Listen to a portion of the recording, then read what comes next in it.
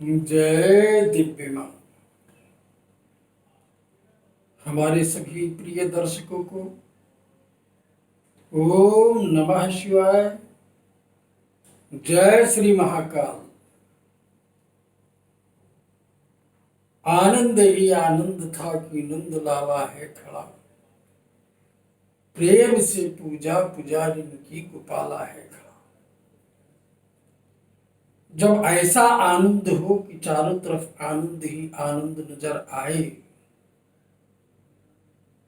तो ये समझ लेना चाहिए कि आप किसी शक्तियों के ऊर्जा में हैं, किसी आनंदमयी परम दिव्य शक्ति की परम ऊर्जा के अंदर चल रहे हैं। हमारे प्रिय दर्शकों, ये जो क्रम हमारा चल रहा है अंतःकरण सचेतना जागृति का, आत्म जागृति का, कुंडलिनी जागृति का, इसे आप क्रिया योग भी कह सकते हैं, दीक्षा योग भी कह सकते हैं, सत्संग योग भी कह सकते हैं और ज्ञान योग भी कह सकते हैं। और जब ध्यान में आओगे तो ध्यान योग भी कह सकते हैं। इससे हम आपको उस विषय की जानकारी देने का प्रयास कर रहे हैं, उस विषय में ले चलने का प्रयास कर रहे हैं जो विषय अति दुर्लभ, गोपनीय और रहस्य से भरा हुआ है।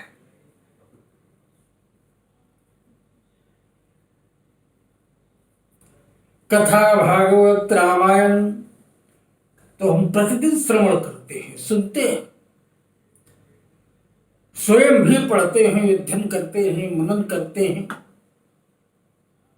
उस पर चलने का प्रयास करते हैं। वो भी एक सत्संग योग होता है। लेकिन ये जो योग है, ये योग सुनकर समझने का नहीं होता है, ये प्रैक्टिकल में उतर कर ये जानने का होता है। जैसे हमने रामचरितमानस की कथा को श्रवण किया, भागवत की कथा को श्रवण किया, गीता की कथा को श्रवण किया, उनको अध्ययन किया, उनको समझना चाहा, उनको समझा,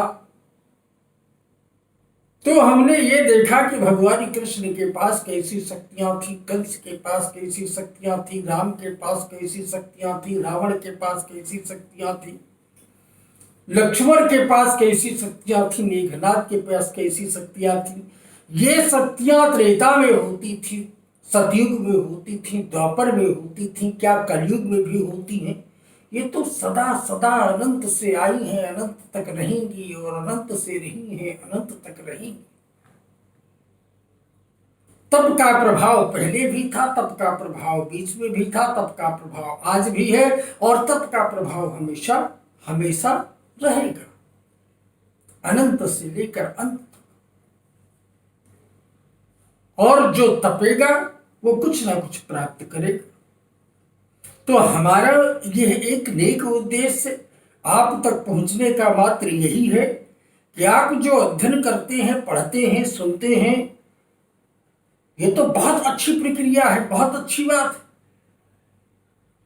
लेकिन जब आप स्वतः उतर कर उसको महसूस करने का प्रयास करेंगे, क्योंकि संसार में हर कोई चाहता है कि मैं परमात्मा का दर्शन करूं, देवताओं का दर्शन करूं, देवियों का दर्शन करूं, शक्तियों का दर्शन करूं, सिद्धियों का दर्शन करूं। कैसे करेगा? या तो कोई सिद्ध गुरु संत साधक प्राप्त होगा, उसके सर पे हाथ रख देगा, इसकी ऊर्जा, अपनी ऊर्जा को उसमें ट्रांसफर करेगा, उसकी चेतना को विलीन करके वो चेतन बनाएगा। और जिस प्रकार से स्वप्न के आकार में, स्वप्न आकृति में हमें बहुत सारी दुनिया दिखती है, बहुत सारे देवी देवता दिखते हैं, ऐसे ही हमें दिव्य परमात्मा का, दिव्य शक्तियों का, दिव्य देवताओं का दर्शन कराएगा। हम दर्शन करेंगे। मेरा स्वप्न, जिस प्रकार से मैं स्वप्न से जागृत होने के बाद में रहता हूं, वैसे ही मैं उस दर्शन के बाद भी रहूंगा।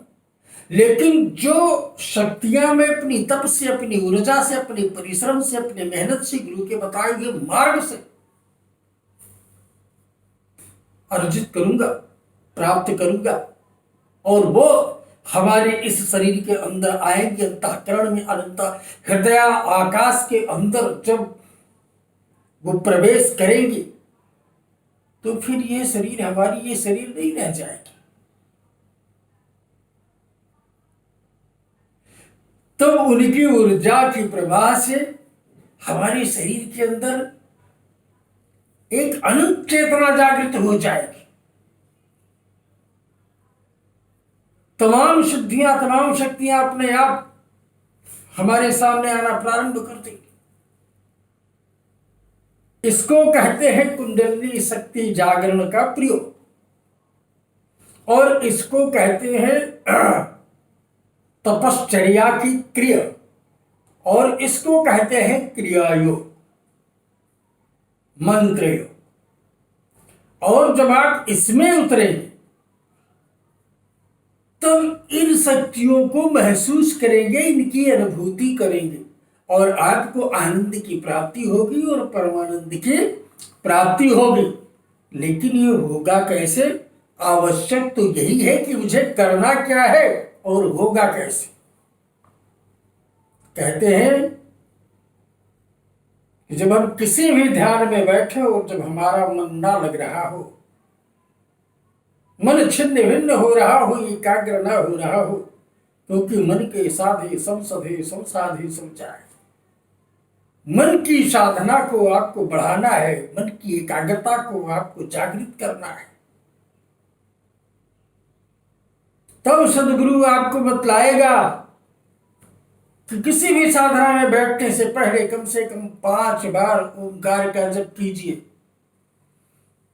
ओम एक ऐसा ऊर्जावान नाम है, ओम एक ऐसी ऊर्जावान दिव्य शक्ति है, क्योंकि वो ब्रह्म ज्योति के साकार स्वरूप है।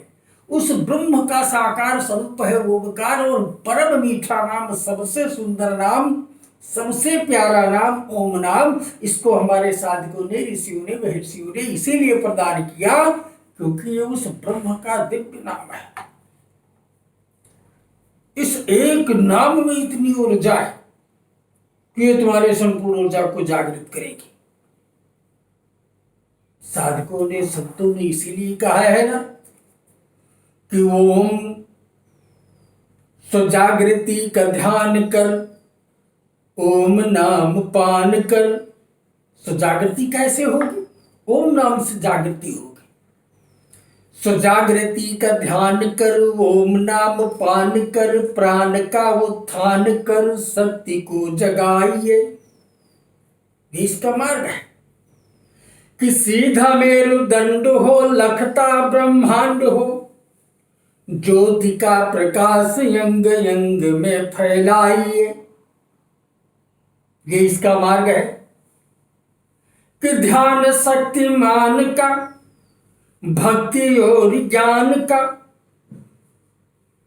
जीने की जंग रणचंडी मनाइए। ऊर्जा बलवान हो, तीर ना कमान हो, सिंह के समान बनो। ध्यान दे, युद्ध को सजाइए। जब ये ऊर्जा तुम्हारे पास आएगी, मन की शक्ति जागृत हो जाएगी, मन की ताकत जागृत हो जाएगी, तो तुम निडर और बेहिचक और बेधड़क होकर इस संसार रूपी जंगल में मानव रूपी सिंह बनकर इस पर राज करोगे और आनंद की जिंदगी जियोगे। इसीलिए कहा गया है कि वाणी बलवान हो, तीर ना कमान हो। वाणी की शक्ति प्राप्त होनी चाहिए। वाणी बलवान हो, तीर ना कमान हो, सिंह के समान बन, युद्ध को सजाइए। और योगेश्वर के अंग अंग, होली के लाल रंग और ध्यान के गुलाल संग, आके यहाँ होली मनाइए। आनंद की स्थिति होती है जब ध्यान का शिविर होता है तो एक होली का उत्सव होता है। अनेकों रंग सूर्य के सप्तरंग की सप्तरंगियां वहां पर तैरती हैं, और जब आप ध्यान में बैठते हो तो वो सप्तरंग आपको दिखाई पड़ता है। ऐसे सप्तरंगी आनंद जीवन में जा पाओगे तो प्रतिदिन नई होली महसूस करोगे और जीवन में एक नए आनंद की प्राप्ति होगी। यह प्रक्रिया का प्रारंभ यहीं से शुरुआत होती है। बोलिए शंकर भगवान की जय। जय मां कामाख्या। आद्या काली महाशक्ति हमारे संपूर्ण दर्शकों का कल्याण।